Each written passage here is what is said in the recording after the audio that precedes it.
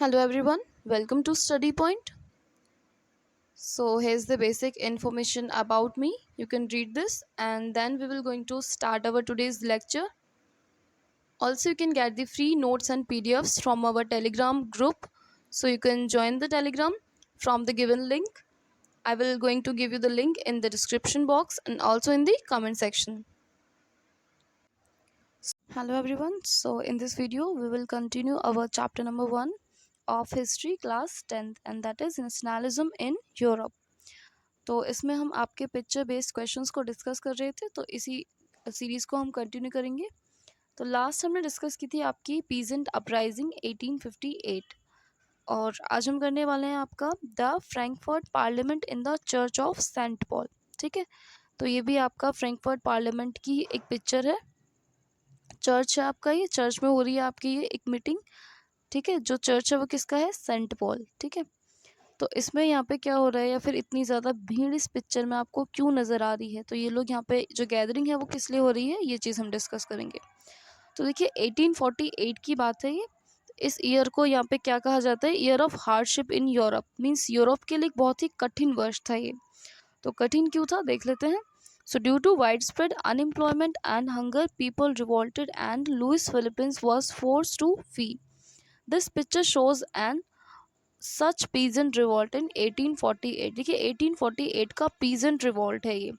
उस टाइम पे कंडीशंस बहुत ही ज़्यादा बुरी थी, पूरी की पूरी कंट्री में, स्टेट्स में लोग भुखमरी और बेरोज़गारी से बहुत ज़्यादा परेशान हैं और लोगों को वहाँ पे फोर्स किया जा रहा है टैक्सेस पे करने के लिए और बाकी चीज़ें उन पर कंटिन्यू वही सेम दबाव बना हुआ है जैसे कि पहले था। लेकिन कोई भी उनको फूड की अवेलेबिलिटी नहीं हो रही है, कोई भी वेजेस उनके पास नहीं है। ठीक है, तो यहाँ पर जो लोग आए हुए हैं वो एक रिवॉल्ट के लिए आए हैं। मोस्टली यहाँ पे जो है आपके पीजेंट्स हैं। ठीक है, सभी जो किसान हैं वो एक आंदोलन के लिए इकट्ठा यहाँ पे हुए हैं। ठीक है, तो ये आपका पीजेंट रिवॉल्ट है जो कि 1848 में हुआ था। नेक्स्ट आपका पेज नंबर 19 पे एक फिगर है आपकी proclamation of the German empire in the hall of mirrors at Versailles. देखिए ये भी काफ़ी ज़्यादा इंपॉर्टेंट नहीं है। सेरेमनी ऑफ प्रोक्लेमेशन मीन्स एक सेरेमनी की पिक्चर है ये।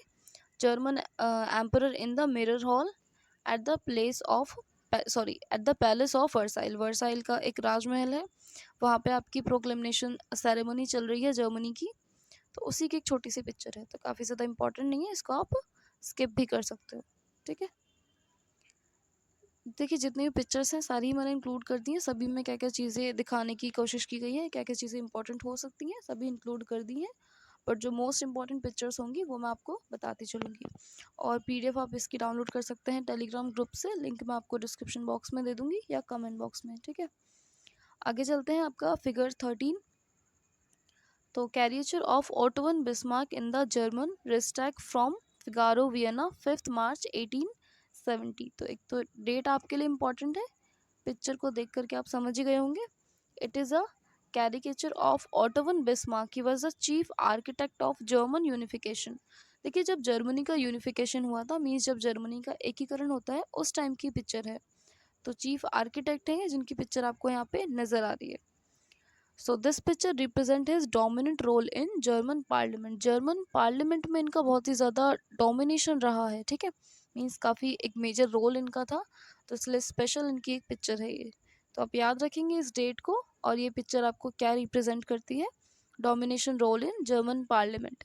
तो सिंपल टर्म्स में बात करें तो जर्मन यूनिफिकेशन के में इनका बहुत बड़ा मेजर रोल था, चीफ आर्किटेक्ट है ये। ठीक है, ऑटोवन बिस्मार्क। नेक्स्ट चलते हैं हम आपका पेज नंबर 22 पे। फिगर 15 था आपकी Garibaldi helping king Victor Emmanuel second of Sardinia Piedmont to pull on the boot named Italy. ठीक है, तो देखिए गैरीबाल्दी नाम आपने सुना ही होगा अगर इस चैप्टर को आपने पढ़ रखा है तो, बिकॉज चैप्टर के स्टार्टिंग में हम केवल पिक्चर्स की बात कर रहे हैं, तो हो सकता है भी आपने थ्योरी नहीं पढ़ी हो। नेक्स्ट लेक्चर में हम डिस्कस कर लेंगे। अभी मैं आपको सिर्फ इतना बता देती हूँ कि जैसे आपके नेशनल मूवमेंट्स में कुछ मेजर रोल्स रहते हैं कुछ लीडर्स के, जैसे महात्मा गांधी, पंडित जवाहरलाल नेहरू, काफ़ी सारे नाम आपने सुने होंगे। उसी तरीके से इटली के एक लीडर हैं आपके गैरीबाल्दी। ठीक है, तो ये विक्टर इमैनुअल सेकंड को हेल्प कर रहे हैं, और किस चीज़ में हेल्प कर रहे हैं, to pulls on the boot named Italy. तो गुजिपी, मैजिनी भी नाम आप सुनेंगे और गैरीबाल्दी भी सुनेंगे। So he is helping king Victor Emmanuel second in the conquest of Italy, मतलब इटली पर जीत प्राप्त करने में ये इनकी मदद कर रहे हैं। In this picture he is being shown at the base of a boot named Italy. देखिए एक बूट की पिक्चर यहाँ पे दिखाई जा रही है, मीन्स ऐसा दिखाया जा रहा है कि ये इनको बूट पहनाने की या बूट को इनके पाँव में एडजस्ट करने की कोशिश कर रहे हैं। तो बूट से मीन्स है यहाँ पे इटली। ठीक है, नेक्स्ट हम देख लेते हैं पेज नंबर 23 पे आपकी पिक्चर है, figure number 17। Germania Philippine wield 1848 की ये पिक्चर है। तो इसमें जस्ट कुछ सिंबल्स हैं, सिंबल्स का सिग्निफिकेंस आपको बताना है। तो सीधा सिंबल्स पे ही चलते हैं, पिक्चर में आप देख सकते हैं क्लियरली। सबसे पहले यहाँ पे ब्रोकन चेन। तो देखिए नेम से क्लियर है, मतलब टूटी हुई हथकड़ियाँ कह सकते हो, मीन्स एक तरीके से आपको गुलामी से आज़ादी मिलना, फ्रीडम फ्रॉम स्लेवरी। नेक्स्ट है आपका ब्रेस्ट प्लेट विद ईगल। तो ब्रेस्ट प्लेट विद ईगल किस चीज़ का सिंबल है? एक स्ट्रेंथ का, ताकत का सिंबल है। ठीक है, फिर है इसमें crown of oak leaves, means oak जो ट्री होता है उसकी पत्तियों से क्राउन बना रखा है, जो कि हीरोइज्म, मतलब आप कह सकते हो एक जैसे एक किसी लीडर का बहुत ज़्यादा मेजर रोल होता है, या जो उसमें किसी भी मतलब मूवमेंट में जो आपका मेन रोल जिनका रहा हो, जिनको आप हीरो की कैटेगरी में रख देते हैं कई बार, तो उसी चीज़ का, हीरोइज्म का ये एक सिंबल है। नेक्स्ट आपका स्वॉर्ड। तो स्वॉर्ड सबको पता है, तलवार, मतलब कि युद्ध के लिए या फिर लड़ाई झगड़े के लिए तैयार रहना। So readiness to fight is a symbol of sword. Next फिर आपका ऑलिव ब्रांच है, olive branch on the sword. तो ये है आपका विलिंगनेस मेक पीस, मीन्स शांति फैलाने के लिए हमेशा तैयार रहना।